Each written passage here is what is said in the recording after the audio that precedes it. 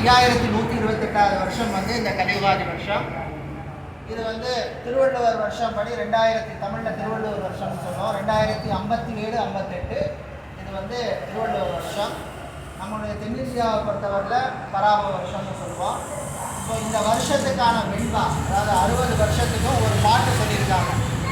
அந்த காலத்தில் 60 வருஷத்துக்கும் பாட்டு எழுதியிருக்காங்க. அதுக்கு வந்து வெண்பான்னு தமிழில் சொல்கிறது. அந்த வெண்பா வந்து பார்த்திங்கன்னா தமிழில் என்ன சொல்லியிருக்குன்னா, மிக்க பராபவத்தின் நீதியின் மலையாம் தக்கப்பக கடை கடுமே இக்கு பலிக்காது 4 வகை பல்லுயிர்க்கும் இன்பம் கலிக்காதெனவே கருது அப்படின்னு சொல்லி இந்த பாட்டு தமிழில் சொல்லியிருக்காங்க. அதோட பொருள் என்னென்னா, பராப வருஷத்தில் பின் மாதங்களில் மட்டுமே மழை உண்டு. அதாவது வருஷத்தோட பின் மாதங்களில், இப்போ மழை பெய்கிற மாதங்கள் எப்போ உங்களுக்கு தெரியும், பின் மாதங்களில் மழை உண்டு. பசுக்கள் செழிக்கும், பால் வளம் பெருகும், எல்லோரும் செழிப்புடன் வாழ்வர், பல் உயிர்களும் நோய் நொடிகளின்றி இன்பமாகவே வாழும் அப்படின்னு சொல்லி இந்த வருஷத்துக்கான வெண்பால சொல்லியிருக்கிறாங்க. அடுத்ததாக இந்த வருஷத்துக்கான ஸ்வரூபம் எப்படி இருக்கும் அப்படின்னா, அதோடைய பொருள் எப்படின்னா, இந்த வருஷத்துக்கு தேவதைகளாக இருப்பவர்கள் வெளுப்பு நிறமுடையவர்கள். இந்த இருவர்களில் ஒருவர் தாமரை மலரின் எதிரே நின்று கொண்டிருப்பார். இன்னொருத்தர் வந்து தாமரை மலருக்கு மேலே உட்கார்ந்துருப்பார்.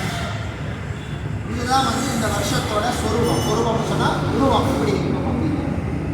அடுத்த இந்த வருஷத்தில் பார்த்தீங்கன்னா, பராப வருஷத்தில் பிறந்தவர், அதாவது இந்த வருஷத்தில் பிறக்க போகிறவங்க, இன்னையிலேருந்து பிறக்க போகிற குழந்தைகள், தனம் தானியம் இவைகளை சிறிது சம்பாதித்து வைக்காதவர். அப்படின்னா என்ன அர்த்தம்னா, செலவு கூட செய்வாங்க இந்த வருஷத்தில் குழந்தைகள். சரியா? இது வந்து பொதுப்பலன்.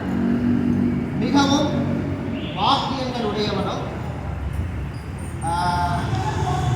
சில விஷயங்கள்ல அவசரப்படுவோம்னா இந்த வருஷத்தில் பிறக்கிறவங்களா இருப்பாங்க அப்படின்னு சொல்லி பலன் சொல்லியிருக்கு. இந்த வருஷத்துக்கான ராஜா யாருன்னா குரு பகவான். வியாழ பகவான் தான் ராஜா. குரு பகவான், வியாழன் தான் ராஜா. மந்திரி யாருன்னா செவ்வாய் பகவான் மந்திரி. சேனாதிபதி யாருன்னா சந்திரன். அடுத்தது அர்க்காதிபதியும் சந்திரன். மேகாதிபதி, மேகம்னா மலை, அதிபதி வந்து சந்திரன். அதுக்கு அடுத்தது பார்த்தோம்னா தானியத்துக்கு அதிபதி யாருன்னா புதன் இந்த வருஷத்துக்கு. ஸோ ராஜா வந்து குருவாக இருக்கிறதுனால ஆலயங்களில், கோயில்களில் பூஜைகள் வழிபாடுகள் அதிகரிக்கும். ஏன்னா குரு பக்தியை கொடுக்குறவரே யார்? வியாழ பகவான் தான். அதனால் கோயில்களில் பொதுவாக வழிபாடுகள் பூஜைகள் தான் கூடும். பணப்புழக்கம் நன்றாக இருக்கும். வங்கித்துறை நன்கு விருத்தி அடையும். சாஸ்திர சம்பிரதாயங்கள், நீதி நெறிமுறைகள் அதிகரிக்கும். காலத்தே நல்ல மழை பொழியும். வெகுகாலம் குழந்தை பாக்கியம் இல்லாதவர்களுக்கு தெய்வ சங்கல்பத்தினால் குழந்தை பாக்கியம் உண்டாகும். ஒரு வருஷமாக குழந்தை பாக்கியம் இல்லாமல் இருக்கிறவங்களுக்குலாம் இந்த வருஷம் குழந்தை பாக்கியத்துக்கான வாய்ப்பு நிறைய இருக்குது.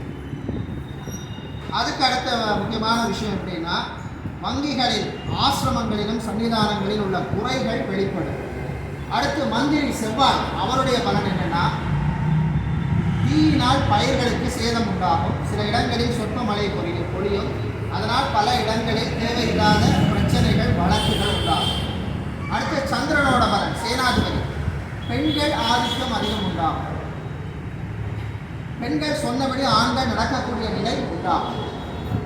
மழை வளம் நன்கு அமைந்து விவசாயம் செழிக்கும். மக்கள் நன்கு சுகமாக வளமாக வாழ்வார்கள். அதுக்கு அடுத்து பார்த்தோம்னா மேகாதிபதி சந்திரன், காலத்தோடு நல்ல மழை பொழியும். நீர்நிலைகள் நிரம்பும். விவசாயம் செழித்து நல்ல விளைச்சல் தரும். விலைவாசி ஏற்றம் இறக்கம் இருக்கும். மக்கள் சுகத்துடன் சந்தோஷமாக இருப்பார்கள். பயிர்களில் பார்த்தீங்கன்னா நெல், கோதுமை, கடலை போன்ற தானியங்கள் அதிக பயிராகும். மஞ்சள் நிற பொருட்கள் அபிவிருத்தியாகும். அதுக்கு அடுத்து பார்த்தீங்கன்னா கசப்பு சுவையுள்ள பயிர்கள் நன்கு விருத்தி அடையும். திரவிய பொருட்கள் உற்பத்தி அதிகமாகி புரோக்கர்களின் ஆதிக்கம் அதிகமாகும். கனக புஷ்பராகம் அதிக பயன்பாட்டுக்கு வரும். அதாவது கல்லில் வந்து கனக புஷ்பராக கல் வந்து அதிக பயன்பாட்டுக்கு இருக்கும். தங்க விலை ஏறும், ஆனால் ஒரு கட்டுப்பாட்டுக்குள் வரும். நவரத்தினங்கள், தங்கம், வெள்ளி இவற்றின் வணிகம் அதிகமாகும். மங்கள காரியங்கள் அதிகமாகி தங்க வெள்ளி பொருட்களின் பயன்பாடு அதிகரிக்கிறது. அடுத்து புதனாளர், புயல் மழை சேதத்தினால் தானியங்கள் சேதமடையும். மழை மற்றும் புயலினால் பொதுமக்களுக்கும் ஆட்சியாளர்களுக்கும் பிரச்சனைகள் அதிகமாகும். அதுக்கடுத்து பார்த்தீங்கன்னா சூரியன், ஆனி மாதம் அவர் போகிற நட்சத்திரத்தை வச்சு ஒரு பலன் இருக்கு. அவரால் சில நல்ல விஷயங்கள்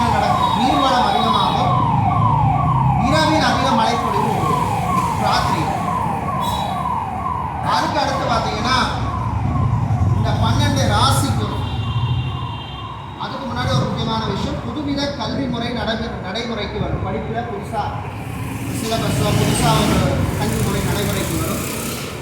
கல்வியாளர்கள் ஏற்றம் பெறுவார்கள். பச்சை நிற தானியங்கள் உற்பத்தி அதிகமாகும். அதே மாதிரி தை மாதம் அடுத்த வருஷம் வர தை அமாவாசை சனிக்கிழமை வர்றதுனால திருட்டு பயம் அதிகரிக்கும். மற்ற மதத்தினரின் ஆதிக்கம் அதிகமாகும். நிறுவனங்களில் உள்ள ஊழியர்கள் கிளர்ச்சி செய்வார்கள். இரும்பு மற்றும் கருப்பு நிற பொருட்கள் பயன்பாடு அதிகரிக்கும். மழை வளம் அந்த மாதங்களில் குறையும். விலைவாசி ஏறும். அடுத்து 12 ராசிக்கு உள்ள பலனை பார்க்கறதுக்கு முன்னாடி பேச்சு என்னென்ன பேச்சு இருக்கு. ஃபர்ஸ்ட் வந்து பார்த்தீங்கன்னா குரு பேச்சு. குரு பேச்சு பார்த்தீங்கன்னா வாக்கிய பஞ்சாங்கப்படி மே மாதம் 26ஆம் தேதி குரு பேச்சு. அதே திருக்கணித பஞ்சாங்கப்படி ஜூன் மாதம் 1ஆம் தேதி நைட் அதாவது ஜூன் மாதம் 2ஆம் தேதி குரு பேச்சு வரும். ஆனால் இதில் என்ன ஒரு சின்ன இது என்னென்னா, இந்த குரு பேச்சு வந்து வளமையாக ஒரு குரு பேச்சு நடந்தால் ஒரு 10 மாதம் 12 மாதம் அந்த குரு வந்து ஒரு ராசிலேருந்து இன்னொரு ராசிக்கு போவார். இந்த முறை என்ன நடக்குதுன்னா 4 மாதத்துக்கு ஒருக்கா போய் வராது. அதாவது இப்போ இருக்கிறது வந்து மிதுன ராசியில் இருக்கார். மிதுன ராசிலேருந்து கடக ராசிக்கு போகிறார். ஜூன் மாதம் அதாவது மே கடைசி ஜூனில் போயிட்டு திரும்ப அக்டோபரில் என்ன பண்ணுறாருன்னா திரும்ப வந்து கடகத்துலேருந்து சிம்மத்துக்கு போகிறார். திரும்ப சிம்மத்துலேருந்து போயிட்டு திரும்ப கடகத்துக்கு வர்றார் 4 மாதத்துக்கு. இப்படியே ஒரு வருஷத்துக்கு 4 மாதத்துக்கு இருக்கா மாறி மாறி மிதுனம் கடகம் சிம்மம் திரும்ப சிம்மத்துலேருந்து கடகம் இப்படியே வந்து அடுத்த வருஷம் தான் வந்து பர்மனெண்டாக கடகத்துலேருந்து சிம்மத்துக்கு போகிறார். சனிப்பெயர்ச்சி முடிஞ்சு போச்சு. அதனால் அடுத்த ஒரு வருஷம் சனிப்பெயர்ச்சி கிடையாது. நவம்பர் டிசம்பர் மாதங்களில் ராகு எது பயிற்சி நடக்கும். இந்த குரு பயிற்சியில் எது நம்ம கும்பிடணும்? 2 கும்பிடணுமா? ஒன்று புரியல. குரு பயிற்சி 2 பட்டு வந்துட்டீங்க. ஆமாம், ஒரு வாரம் வித்தியாசம், 5 நாள் தான் வித்தியாசம். சார் எது இதுவும் கும்பிடலாம் அதுவும் ஒரே ராசி தான் மாறும். இல்லை மாறுது. எது வழிபாடு நம்ம பண்ண வேண்டும்? எந்த ராசிக்காரங்க? இல்லை சார் பொது வழிபாடு. குரு பயிற்சி வரும்போது எல்லாரும் கோயிலுக்கு வருவோம் பார்த்தீங்களா? ஆமாம் ஆமாம். இந்த பர்சன் இதை கும்பிடணும் கேட்குறீங்க. 2க்கு வரும். அதாவது வந்து இப்போவும் வியாழன் தான் தட்சிணாமூர்த்தி. குரு பகவான் வியாழன் தட்சிணாமூர்த்தி தான். ஜூன் மாதமும் வருதுன்றீங்க, மே மாதம் இல்லை எப்படி வந்தாலும் சாமி ஒன்று தான், ராசிக்கு தான் மாறுது. கடகத்தில் மிதுனத்தில் இருக்காரு, கடகத்துக்கு போகிறாரு, கடகத்துலேயும் திரும்ப 4 மாதத்துல சிம்மத்துக்கு போகிறாரு, சிம்மத்துலேயும் திரும்ப பின்னாடி வந்து கடகத்துக்கு வராரு, திரும்ப சிம்மத்துக்கு போகிறாரு. இப்படியே தான் மாறி மாறி வரும். அப்போ முதல்ல வர குரு பயிற்சி நம்ம வழிபாடு பண்ணலாம். அதான் அடிக்கணும். இப்போ வர்ற மே கடைசி 26 ஜூன் 2 திருக்கணிதம். இங்கே நம்ம கோயிலை பொறுத்தவரை திருக்கணிதத்தை தான் இங்கே பண்ணுறது.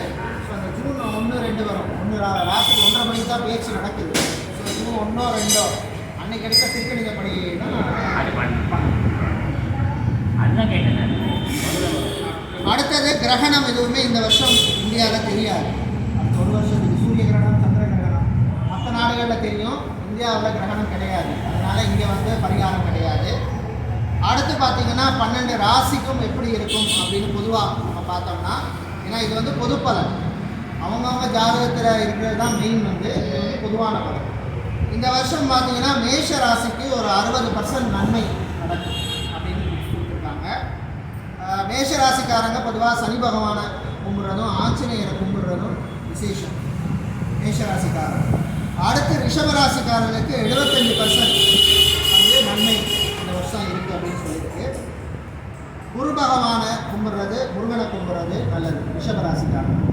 அடுத்தது மிதுன ராசிக்கு எடுத்திங்கன்னா மிதுன ராசி இந்த வருஷம் 65% நன்மை கிடைக்கும். அவங்க வந்து ஆஞ்சநேயரை கும்பிட்றது, விநாயகரை கும்பிட்றது நல்லது. அடுத்து கடகராசிக்காரர்கள், கடகராசிக்கு ஒரு 65%. அவங்க குரு பகவானை கும்பிட்றதும் விநாயகரை கும்பிட்றதும் நல்லது. அடுத்து சிம்மராசி, சிம்மராசிக்கு பார்த்தீங்கன்னா 55% கொடுத்துருக்காங்க நல்ல பலன்.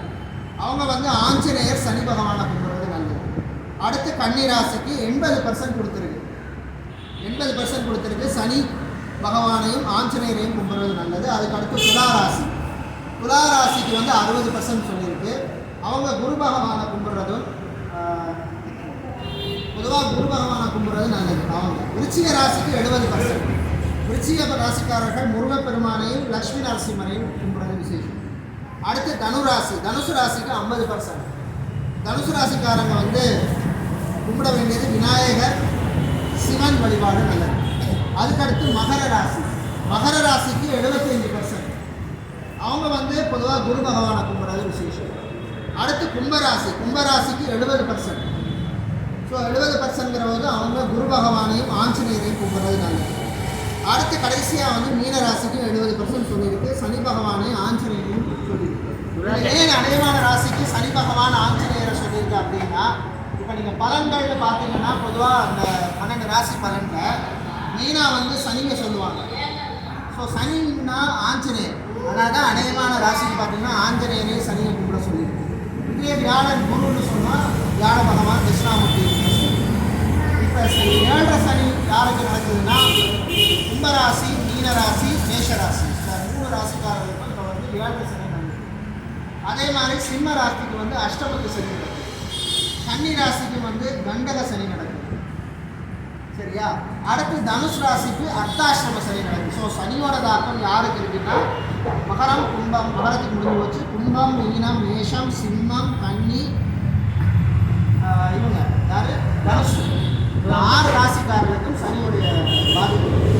அடுத்து குருவோட பாதிப்பு யாருக்கு இருக்குன்னா இப்போ மிதுன ராசிக்கு ஜன்மத்தில் குரு. ஸோ மிதுன ராசிக்கு ஜன்மத்தில் குருவிலேருந்து அவர் வந்து கடகராசிக்கு போக போகிறார். ஸோ கடகராசிக்கு போகிறது அவங்களுக்கு கொஞ்சம் பாதிப்புகள் இருக்கும். இது வந்து பொது பலன் தான், அதுதான் நான் பாதிப்புனோட பயந்துடாதீங்க. அவங்கவுங்க ஜாதகத்தில் என்ன இருக்கோ தசா பற்றி தான். அப்புறம் அக்டோபரில் பார்த்தீங்கன்னா குரு திரும்ப 4 மாதத்தில் சிம்மராசிக்கு போகிறாரு. ஸோ அப்போ சிம்மத்துக்கு கொஞ்சம் பாதிப்பு இருக்கும், கடகத்துக்கு கொஞ்சம் ரிலீஃப் ஆகிடும். திரும்ப 4 மாதத்தில் என்ன பண்ணுறாரு, ஜனவரி மாதம் குரு வந்து திரும்ப சிம்மத்திலேருந்து கடகத்துக்கு திரும்பி வருவார். அப்போ சிம்மத்துக்கு கொஞ்சம் குரு ரிலீவ் ஆகிடுவார், கடகம் இப்படி தான் மாறி மாறி வந்துருக்கு. ஸோ அதனால் இதெல்லாம் வந்து பொது பலன், அவங்கவுங்க ஜாதகத்தில் என்ன இருக்கோ அதுதான் வந்து நீங்கள் ஏதோ கேட்க முடியும். துலாமுக்கு எத்தனை சாரி? துலாமுக்கா? துலாமுக்கு வந்து 60 வீடு. அவருக்கு எதுவும் பரிகாரம் சனி? துலாத்துக்கு வந்து பரிகாரம் சனியோட பாதிப்பு அவ்வளோ இல்லை. துலாத்துக்கு வந்து சனியான பாதிப்பு கிடையாது. குரு பகவான் மட்டும் என்ன ஆகுதுன்னா அவர் வந்து 10ல் குருக்கு வராரு. ஸோ 10ல் குருங்கிறது அக்டோபர் மாதம் வராரு. ஸோ 10ல் குரு வந்தால் சில நேரம் பதியை மாற்றுவாங்க, 14 பதியை மாற்றுவாங்கன்னு சொல்லுவாங்க. 10ல் பதியை மாற்றுறேன்னா ஒரு மாற்றம் வரும். ஒன்றும் வீடு மாற்றணும், இடம் மாற்றணும், தொழிலை மாற்றணும், ஏதோ ஒரு மாற்றம், நல்ல மாற்றம் ஒன்று வரும். 10ல் வந்தால் பதியை மாற்றுவாங்கன்னு சொல்லுவாங்க. சனிக்குன்னு அப்படி தான் குரு அதுதான் வரும். மற்றபடி வேறு ஒன்றும் வேறு ஏதாவது கேட்கணும்னா யாராவது கேட்கணும். கடகராசிக்கா? கடகராசிக்கு பார்த்தீங்கன்னா இப்போ குரு வந்து மிதுனத்துலேருந்து கடகத்துக்கு வராது, ஜென்ம குருவாக. அதனால் அந்த காலப்பகுதியில் குருவுக்கு நீங்கள் அர்ச்சனை பண்ணி பரிகாரம் பண்ணிக்கிறது. கும்பராசிக்கு 7 சனி நடந்துட்டு இருக்கு. இப்போ வந்து குரு கொஞ்சம் நல்லா இருக்காரு. ஆனால் குரு பேச்சுக்கு அப்புறம் குருவோட பலன் வந்து கொஞ்சம் குறையும். அந்த நேரத்தில் குருவை நீங்கள் வந்து கொடுக்குறது 7 சனி. மிதுனராசிக்கு இப்போ வந்து குரு ஜென்மத்தில் இருக்காரு, மாறல் வந்து வெளியே. ஸோ மிதுனத்துக்கு கொஞ்சம் நல்லா இருக்கு. நல்லா இருக்குன்னா குருவோட தாக்கம் இருக்காது, நல்லா இருக்கும். ஏன்னா கடகத்துக்கு போயிருக்காரு, அப்புறம் சிம்மத்துக்கு போயிருக்காரு. அதனால் மிதுனத்துக்கு நல்லா இருக்கு.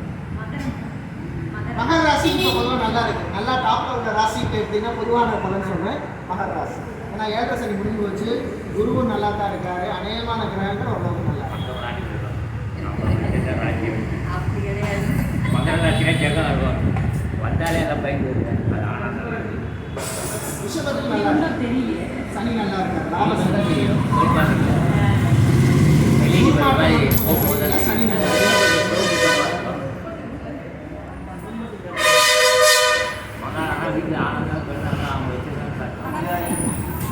அவ்வளோதாங்க சார் நம்மள்தெல்லாம்.